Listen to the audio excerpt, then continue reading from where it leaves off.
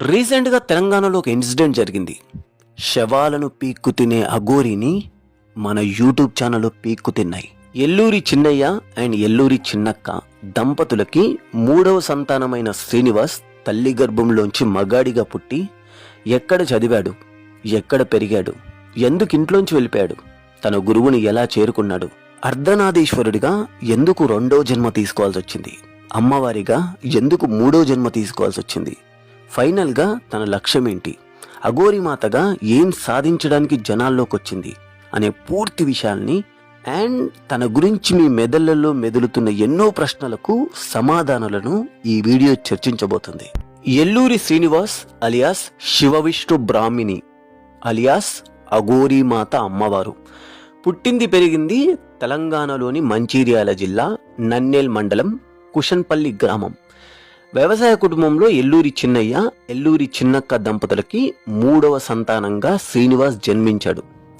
ఒక అక్క, ఒక అన్న, 2 తమ్ముళ్ళు. సో తన కుటుంబంలో నాన్నమ్మకి ఒంటి మీదికి దేవుడు వచ్చేవాడు. తెలంగాణ భాషలో చెప్పాలి అంటే కొన్ని ప్రాంతాల్లో సిగం అంటారు, ఇంకొన్ని ప్రాంతాల్లో సవారి అంటారు. సో అలా వాళ్ళ నాన్నమ్మని చూసి ఇన్స్పిరేషన్గా ఫీల్ అయిపోయి శ్రీనివాస్కి చిన్నప్పటి నుంచి విపరీతమైన దైవభక్తి పెరిగింది. అంటే దేవుడు వచ్చినప్పుడు ప్రజలు తనని ఎలా చూస్తున్నారు, సో నన్ను కూడా అలా చూడాలని ఒక ఇన్స్పిరేషనల్ మైండ్ సెట్ ఏర్పడింది. సో ఇంట్లోంచి వెళ్ళిపోయి గుళ్ళల్లో పడుకునేవాడు చిన్నప్పుడు, చాలాసార్లు అలా జరిగింది. సో కట్ చేస్తే 7 ఏళ్ల వయసులో ఇంట్లోంచి చెప్పకుండా వెళ్ళిపోయాడు. హరిద్వార్, కేదార్నాథ్, మణికర్ణిక కొన్ని చోట్లకి వెళ్ళటానికి కొంతమంది సహాయం చేశారు. సో ఫైనల్గా శ్రీనివాస్కి ఒక గురువు దొరికాడు. ఆ గురువు పేరు శ్రీ విశ్వనాథ శాస్త్రి. అలా గురుసేవ చేసుకుంటూ ఒక అఘోర అఖాడాలో చేరాడు. అక్కడ 14 సంవత్సరాలు శిక్షణ తీసుకుంటున్న టైంలో మధ్యలో మళ్ళీ సొంతూరికి తల్లిదండ్రుల దగ్గరకు వచ్చాడు. సో కట్ చేస్తే తల్లిదండ్రుల ముందున్నది శ్రీనివాస్ కాదు, శివవిష్ణు బ్రాహ్మిణి. ఈ కుటుంబం అంతా అండ్ ఊరంతా ఒక షాక్లో ఉండిపోయింది. తల్లిదండ్రుల కాళ్ళ మీద పడి ఏడుస్తున్నాడు. వాళ్ళకేం అర్థం కావట్లా. వాళ్ళ నుంచి వెళ్ళేటప్పుడు ఒక మాట చెప్పాడు, నన్ను కన్న తల్లి కానీ నన్ను పెంచిన తండ్రి కానీ కాలమైన రోజు మాత్రమే నేను ఈ ఊళ్ళో మళ్ళీ అడుగు పెడతాను. అప్పటి వరకు నేను రాను. ఇక నన్ను మర్చిపోండి. నా జీవితం శివయ్యకే అంకితం. ఇక నాకు పెళ్ళి, పేరంటం, పిల్లలు, బంధువులు, బంధాలు ఇవేవి ఉండవు, శివస్మరణ తప్ప అని చెప్పి వెళ్ళిపోయింది. సో కట్ చేస్తే మళ్ళీ నిరంజన అఖాడాలో సాధన.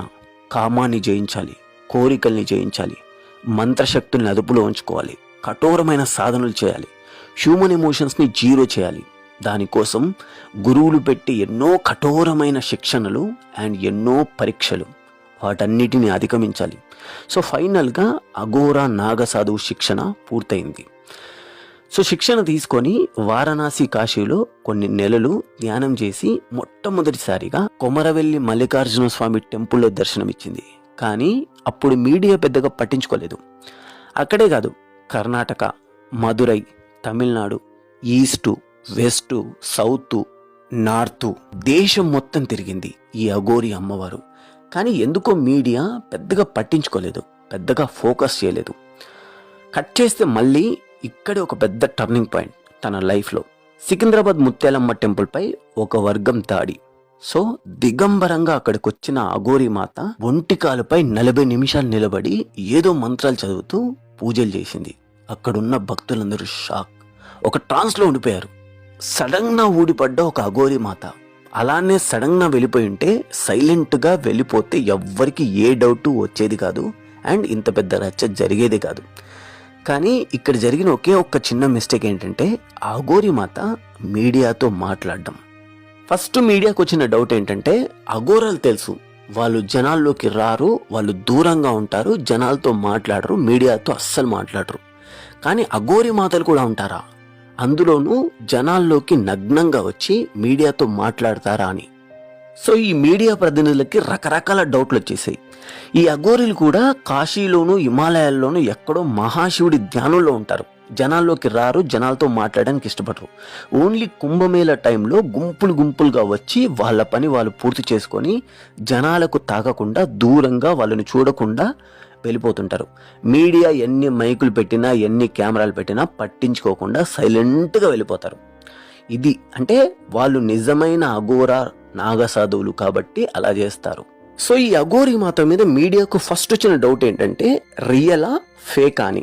ఫేక్ అయితే ఎలా నిరూపించాలి దీన్ని, మా ఛానలే ఘనత కొట్టేయాలని చెప్పేసి పోటీ వచ్చింది. అలా అనుకోవడానికి ఒక్క ఫస్ట్ రీజన్ ఏంటి అంటే అఘోరి మాత కారులోంచి దిగటం, సెకండ్ వేషధారణలో పెదాలకు లిప్స్టిక్ పెట్టుకోవటం, థర్డ్ ఒక నార్మల్ మనిషిలాగా పొలిటీషియన్ లాగా నార్మల్ లాంగ్వేజ్లో నార్మల్గా మాట్లాడడం. ఎందుకంటే నిజమైన అఘోరాలు ఎన్ని మైకులు పెట్టినా, ఎన్ని కెమెరాలు పెట్టినా, ఎన్ని ప్రశ్నలు వేసినా అస్సలు పట్టించుకోరు. ఒక ఏనుగు నడిచేటప్పుడు కుక్కలు మరుగుతుంటే ఏనుగు ఎలా వెళ్ళిపోతుంది అంటే శివనామ స్మరణ చేసుకుంటూ నడుచుకుంటూ వెళ్ళిపోతుంటారు అఘోరాలు. ఇక ఈ మీడియాకు వచ్చిన 4వ డౌట్ ఏంటంటే ఈ అఘోరి మాత 3 ఐఫోన్లను వాడటం. అసలు అఘోరాలు ఆ పరమశివుడితో ధ్యానంలో అంటే మహాదేవుడితో కాంటాక్ట్లో తప్ప ఈ మనుషులతో కాంటాక్ట్లో ఉండరు. ఇది 100% నిజం. భార్య, బంధం, పిల్లలు, బంధాలు, బంధుత్వాలు అన్నీ వదిలేసుకొని కాదని శివుడిలో ఏకమవడానికి వెళ్ళిపోతారు వాళ్ళు. మళ్ళీ వాళ్ళు కనిపించినా కూడా గుర్తుపట్టినట్టుగా ఉంటారు తప్ప మాట్లాడరు, వాళ్ళతో కాంటాక్ట్లోకి రారు అసలు. ఇక ఈ మీడియాకు వచ్చిన 5వ డౌట్ ఏంటంటే తన కారులో ఒక గ్యాస్ స్టవ్ ఉండటం. ఈ అఘోరి మాత కూడా ఏమైనా వండుకొని తింటదా అని. సో ఇలా చాలా విషయాలు నిజమైన అఘోరి మాతనా ఫేక్ అఘోరి మాతనా అనే ప్రశ్నలకు తావునిచ్చాయి. ఇక ఈ మీడియాకు వచ్చిన 6వ డౌట్ ఏంటంటే అడిగిన ప్రతి యూట్యూబ్ ఛానల్కి ఒక కామన్ మ్యాన్ లాగా ఇంటర్వ్యూలు ఇవ్వటం. ఇంకా అనుమానం బలపడింది. ఎందుకంటే అఘోరాలకి ఇంటర్వ్యూలు ఇచ్చి ఫేమస్ అవ్వాలి, లైమ్ లైట్లోకి రావాలని ఆశ ఉండదు. కెమెరా అనేది ఒక వ్యామోహం. నిజమైన నాగసాధువులు కామంతో పాటు తన బాడీలో ఉన్న అన్ని వ్యామోహాలని, కోరికల్ని గంగా నదిలో వదిలేస్తారు. సరే, మీడియాకు ఇంటర్వ్యూలు ఇచ్చింది, ఓకే. కానీ ఒక అఘోరా నాగసాధువు మాట్లాడితే జ్ఞానం అనేది శివుడి జటల్లోంచి ఇట్లా బూడిదలాగా రాలుతున్నట్టుగా మనుషులు స్టన్ అయిపోవాలి. అంటే ఒక అఘోరా మాట్లాడితే ఆ మనుషులకు మళ్ళీ మాట రావద్దు. తన జ్ఞానాన్ని చూసి పొంగిపోవాలి, వాళ్ళను వాళ్ళు మర్చిపోవాలి. జ్ఞానం ఇలా గంగా నదిలా పారాలి, అంత ప్రభావితం చేయాలి జనాల్ని కానీ మీడియాని కానీ. కానీ నాకెందుకో అనిపించింది చాలా ప్రశ్నల్ని దాటివేసినట్టుగా, దానికి సమాధానం చెప్పలేకపోయినట్టుగా అనిపించింది. అఘోరి నాగసాధుల నోట్లోంచి శివనామ స్మరణ తప్ప ఇంకా మాటలు చాలా తక్కువ వస్తాయి. కానీ నాకెందుకో కొన్ని చోట్ల ఈ అఘోరి మాత కొన్ని అబద్ధాలు చెప్పినట్టు అనిపించింది. ఈ మాట నేను అనొద్దు. ఎందుకు నేను ఈ మాట అంటున్నా అంటే ఈ అఘోరి మాతను కన్న తల్లిదండ్రులు, తన కడుపున మోసిన తల్లి ఎప్పుడు అబద్ధం చెప్పదు కదా. తను చెప్తుంది ఏంటి అంటే మాకు 3వ సంతానమైన శ్రీనివాస్ తన పేరు అని. కానీ ఈ అఘోరి మాత మాత్రం కొంతమంది యాంకర్లు అడిగిన ప్రశ్నలకి, అంటే మీరు ఆడనా మగనా ట్రాన్సా అని అడిగిన ప్రశ్నకి కరెక్ట్గా సమాధానం చెప్పకుండా దాటివేశారు. అంటే డైరెక్ట్గా అమ్మవారి రూపం అని చెప్పారు. ఇంకా క్లియర్గా చెప్పాలంటే నా 12వ ఏట అర్ధనారీశ్వరుడిగా నేను 2వ జన్మ తీసుకున్నాను, ఇది నా 3వ జన్మ, అమ్మవారి రూపం అని చెప్పారు. సో ఇంకో 30 సంవత్సరాలు మాత్రమే నా గడువు, దాని తర్వాత నా తలని నేను పరమశివుడికి అర్పించుకుంటాను అని చెప్పింది. ఈ అఘోరి మాత ఫేక్ అని మీడియా నమ్మటానికి ఇంకొక బలమైన రీజన్ ఏంటి అంటే ఎక్కడో హిమాలయాల్లో ఉండే మీరు ఇప్పుడు సడన్ గా జనాల్లోకి ఎందుకు వచ్చారు అని అడిగిన ప్రశ్నకు సమాధానంగా నేను సనాతన ధర్మాన్ని కాపాడడానికి వచ్చాను అండ్ లోక కళ్యాణం కోసం వచ్చాను అని చెప్పింది. సనాతన ధర్మం అంటే ఏంటి, లోక కళ్యాణం అంటే ఏంటి అని మీడియా అడిగిన ప్రశ్నలకు సమాధానం మాత్రం పూర్తిగా చెప్పలేకపోయింది. సో ఇలా చెప్పుకుంటూ పోతే ఈ అఘోరి మాత విషయంలో ఎన్నో క్వశ్చన్ మార్కులుగానే ఉండిపోయాయి. ప్రస్తుతానికి ఈ అఘోరి మాత మళ్ళీ కేదార్నాథ్ వెళ్ళిపోయింది. సో మళ్ళీ వస్తారంట, చూడాలి ఈసారి మళ్ళీ ఏం సంచలనాలు సృష్టిస్తుందో. So wait and see. And your opinion, మీరేమనుకుంటున్నారు? ఈ అఘోరి మాత నిజంగానే అఘోరి నాగసాధువు అని అనుకుంటున్నారా లేదా ఫేక్ అనుకుంటున్నారా? మీ ఒపీనియన్ని కమెంట్ బాక్స్లో రాయండి.